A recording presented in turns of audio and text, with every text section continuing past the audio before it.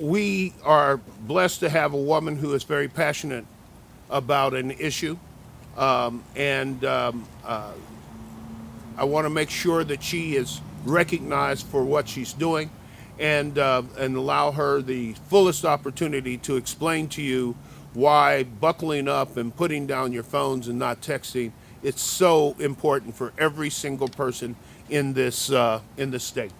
Mayor Turgeon of Jefferson City. Thank you. Thank you.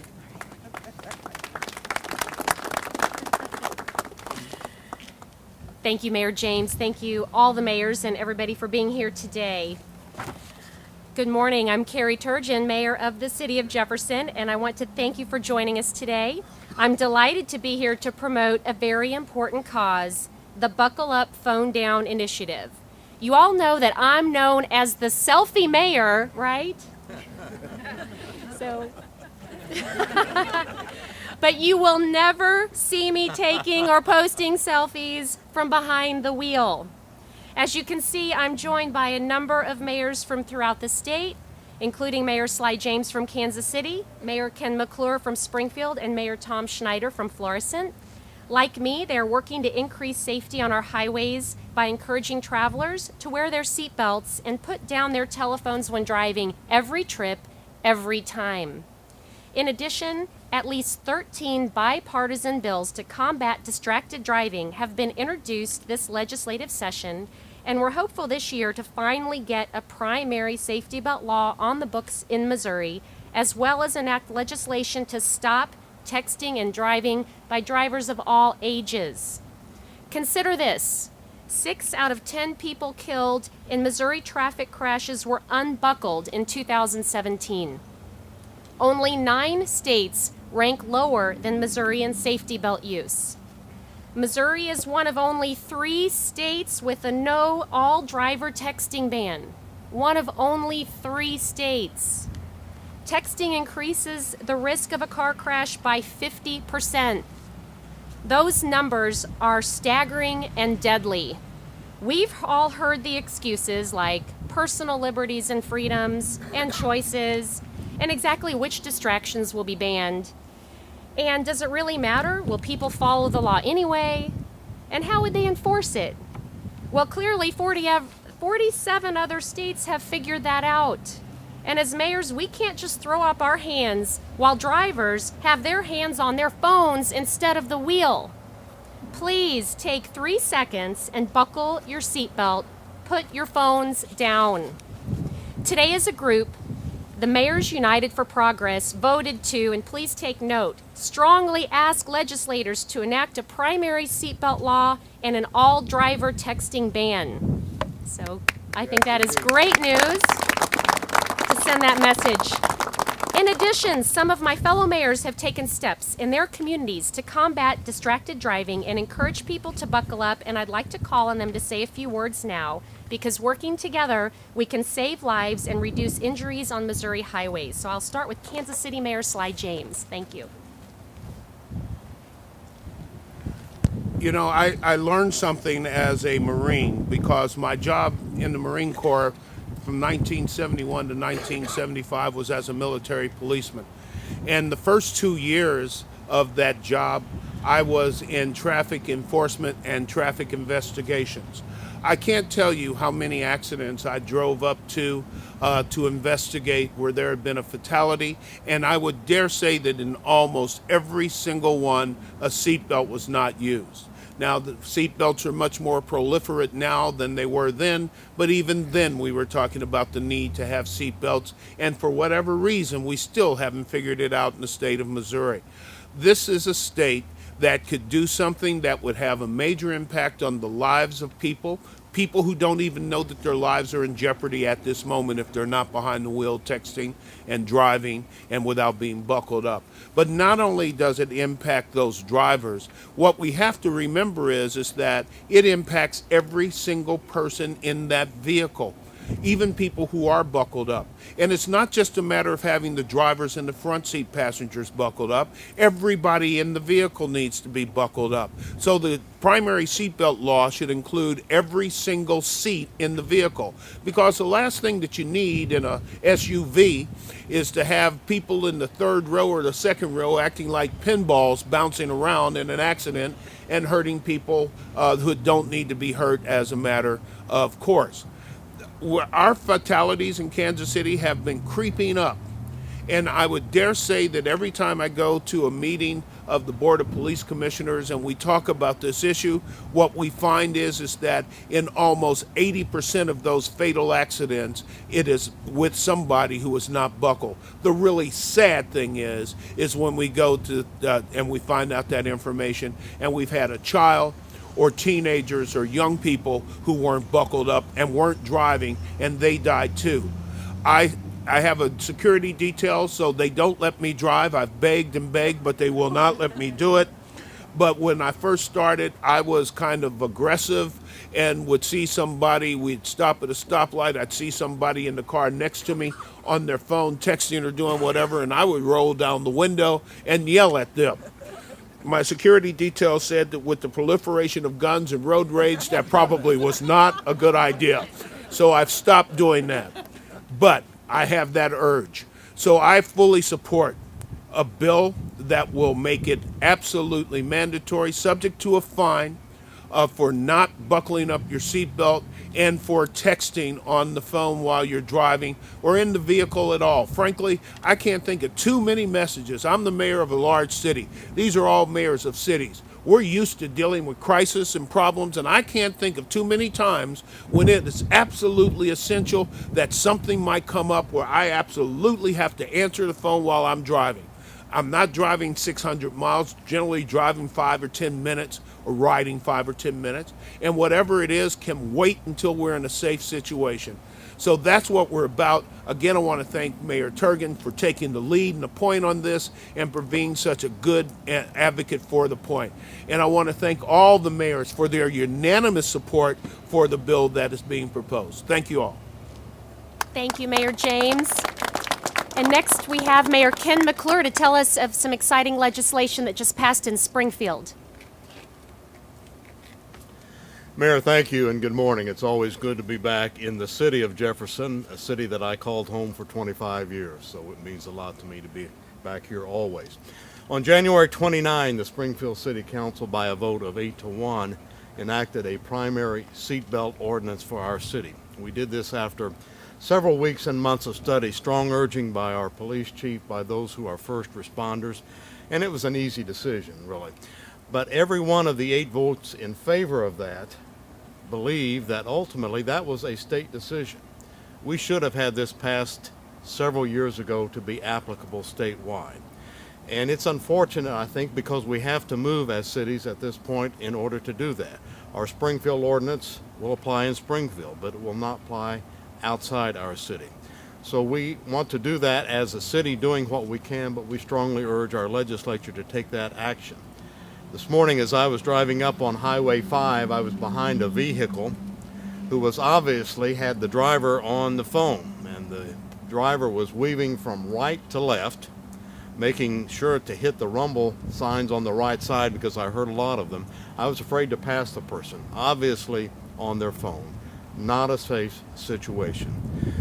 Mayor Snyder talked about the 21st Century Task Force report that came out several weeks ago. Included in that were recommendations that we have a primary seatbelt law and that we have a ban on texting while driving. We urge the General Assembly to adopt that. It's great to be back here, Carrie. Thank you for organizing this. Thank you, Ken. Welcome back. And if there's any doubt about a primary law, I do want to draw your attention to the vehicle that we have. In this wrecked vehicle here, somebody actually came out of this alive because they were wearing their seat belt.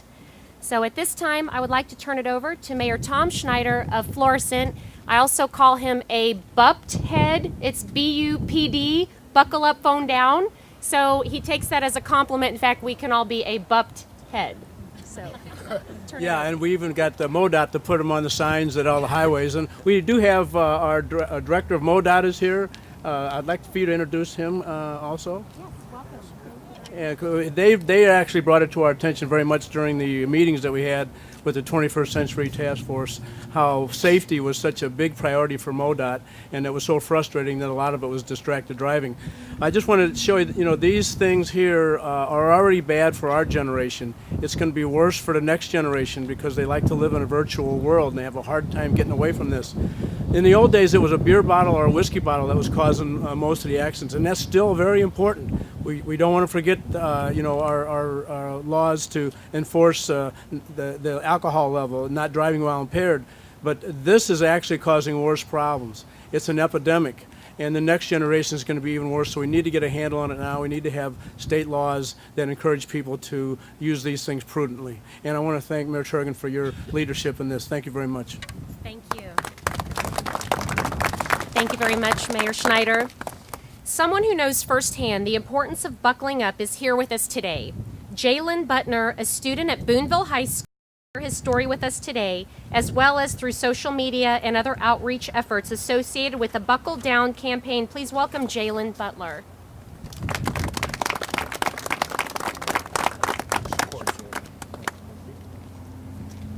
Hi, I'm very grateful to be here today. It's quite a big deal for me. I've never thought this would be as big of a deal as it is. It happened about 2.5 years ago, almost going on 3. It happened on September 12th, 2015. It was, we had just started our football season. We're about, make sure you speak it. All right. It happened about 4 games in, and on a Saturday morning practice, I was going home, had no clue in mind. I never thought in the world that, out of all people, that I would be in a car wreck, and I'm thankful to be alive every day I wake up. I think back to that day, ever since I woke up, just how grateful I was to be alive, but I had a tough road ahead of me to get back into sports and school and just keep my head up straight. And within my car wreck, my buddy, I was in the passenger seat, we were going down Ashley Road, we had hit a truck head on, and the only reason I'm here today is because of my seatbelt. And if you were to see a picture of my car wreck, you would understand that if I was not wearing it, I would be under the seat of a pickup truck. Pretty big one too.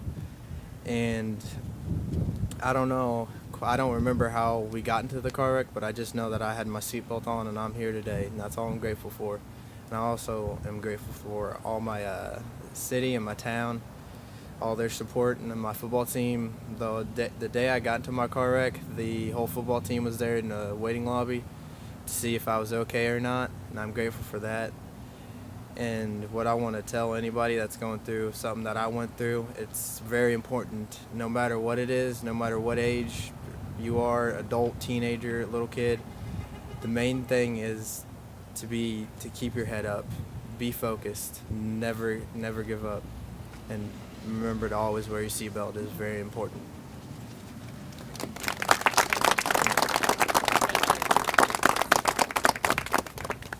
Jalen, you are our inspiration here today, and thank you very much for sharing your story. We're going to do our part to make people buckle up. Also with us today is Jennifer Peck, Vice President of Marketing and Communication with Missouri Employers Mutual. As a company that handles workers' compensation claims, MEM can tell you that distracted driving and a lack of seatbelt use are some of the leading causes of workers' comp claims. While we tend to focus on fatalities and injuries, there are other causes associated to distracted driving and unbelted motorists. Welcome, Jennifer Peck.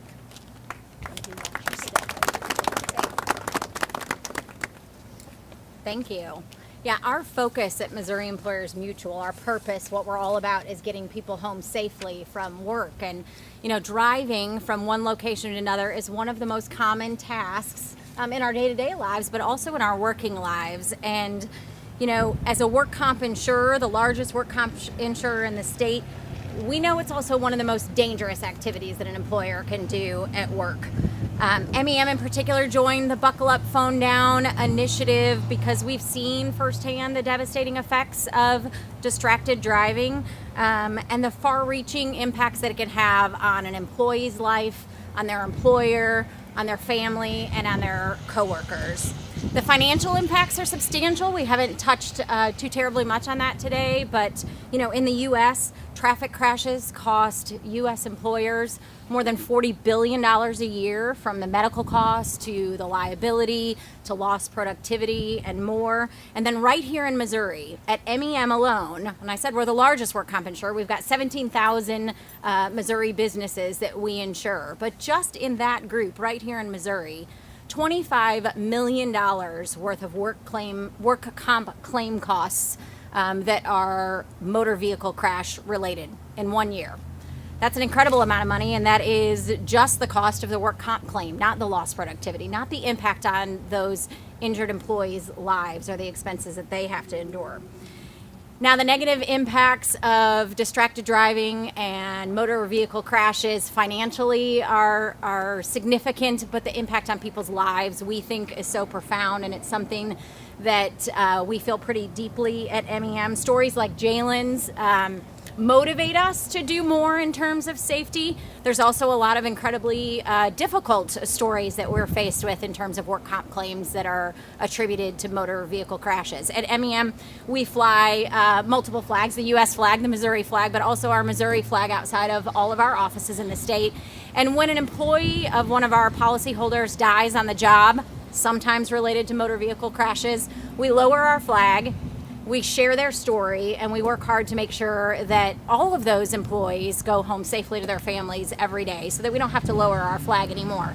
And we work hard to remind all of our employees in the entire state, employers, and everyone personally, that there are such simple things we can do to avoid motor vehicle accidents or to survive in the event that one happens. Buckle up.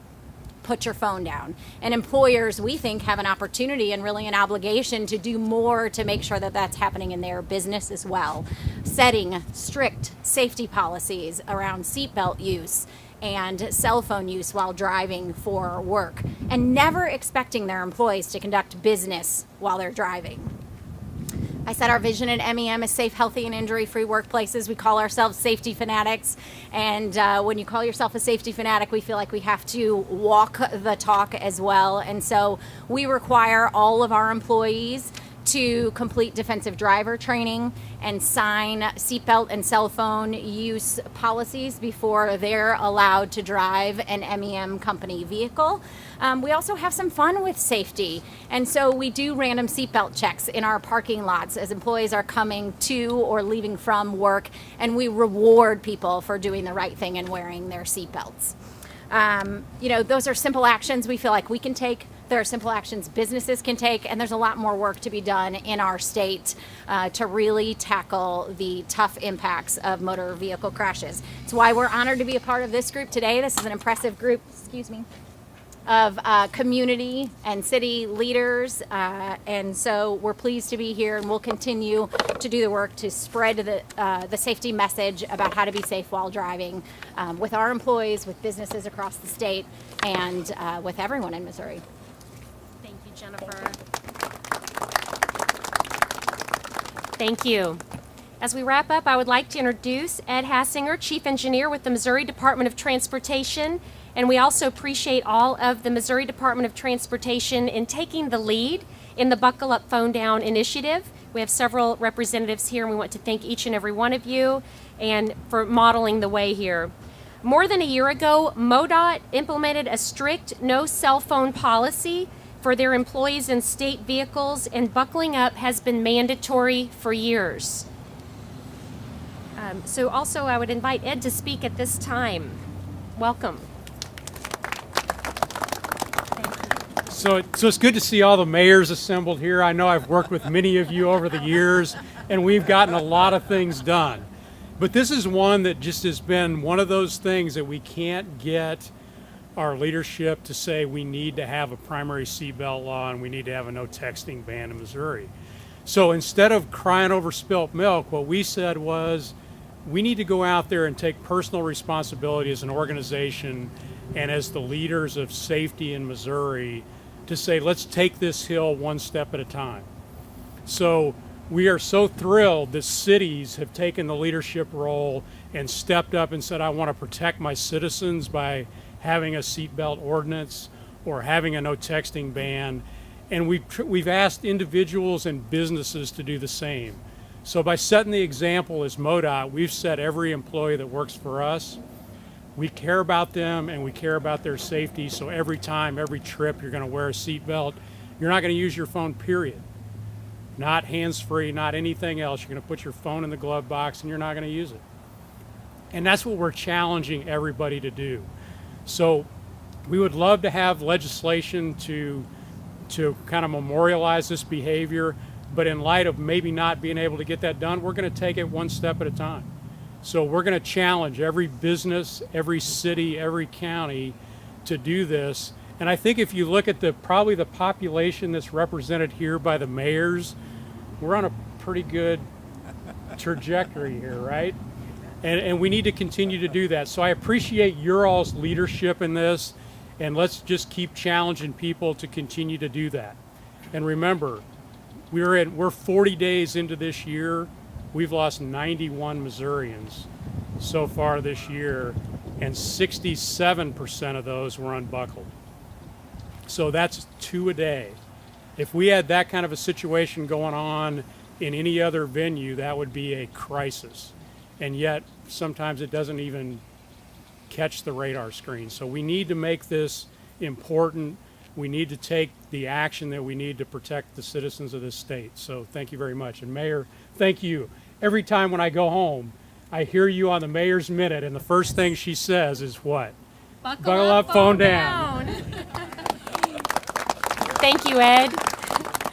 Well, I'd be remiss if I didn't close by asking everyone here today to visit www.modot.org and take the Buckle Up Phone Down pledge. Thank you. And encourage your family, friends, coworkers to do the same. And ask or require them to put their phones down and wear their seatbelts every trip, every time. And make Phone Down Fridays a thing. And thank you for coming today and helping us spread the word about our Buckle Up Phone Down initiative. And before we open it up for a few more comments and questions, as we look today, as we start this period of Lent and we think about giving up chocolate, I think something that we really could give up, and the mayor's suggestion is give up your phones in the car. So that is probably even harder than chocolate. But I would say put your phones in your glove box, like Ed said. That's what we should be giving up for Lent and make it a habit every day. So we're all going to do a quick photo op. So buckle up. Here's how it goes. Buckle up. Phone down. That's right. So cheese. Buckle up, phone down. BUPD. All right, everybody got that one? Okay, so I think you've seen every selfie with me doing buckle up, phone down, so that will be on social media too. So at this time, we'll open it up to questions. I do know we did have another mayor from Centralia wanted to make a brief comment as well. Thank you all. I'm Mayor Tim Grinke from Centralia, and I am a result. I'm standing here today because I wear my seatbelt all the time, and a couple of times I've been in situations where I have walked away from an accident because of my seatbelt. But I just want to reiterate and say that when we lose someone, we've all lost someone that we know, a friend, a family member, or a coworker, to an accident, and they weren't wearing their seatbelt. I just want to reiterate that it does not only affect the people that are involved in that accident. It affects your coworkers, it affects your families, it affects your friends, your church community. It affects everyone with the loss of that life. And I just want to, reiterate that and think about that when you get in the vehicle to go home tonight or to go to the store. It's even a couple blocks. Put your seatbelt on. Take that 3 seconds. Put your seatbelt on. And like Mayor Turgeon said, and all the mayors here says, don't use your phone when you're driving. Thank you very much. What are your hopes about getting this bill through? Well, I would say my quick piece as a Democrat, which is something that I don't think has any bearing whatsoever on making sure that people are alive from day to day. I've never thought of a Democratic seatbelt or a Democratic airbag or a Democratic phone. Those things don't come with labels. They don't come in different colors. And they don't come with hair that doesn't move in a gale and knuckle pointing. Mayors generally don't get wrapped up in the politics, because the politics inhibits us from getting things done. We get things done. We deliver services every day. We try to take care of every person in our city. We don't ask them to prove their political allegiance. That's not who we are. That's not what we do. And that is why mayors have the best job in politics in this country. Mayor? Mayor James has said it very well. In Springfield, we are independent and nonpartisan. When we run for office, we do not say we are a D or an R or an I or anything else. And while we may know the politics of our council members, they are checked at the door when we are doing city business. And so I'm very proud of that in our city. You know, with freedom comes responsibility. And once we are impacting the lives and the livelihoods of others, that's the role that we as public servants have to take. When we are on our public roadways, everyone driving has an obligation to not only protect themselves, but to protect those others. So when you talk about individual freedoms, absolutely, I am fully in support of that. But with that comes responsibility, and in this instance, the responsibility is to wear your seatbelt and don't use your phone.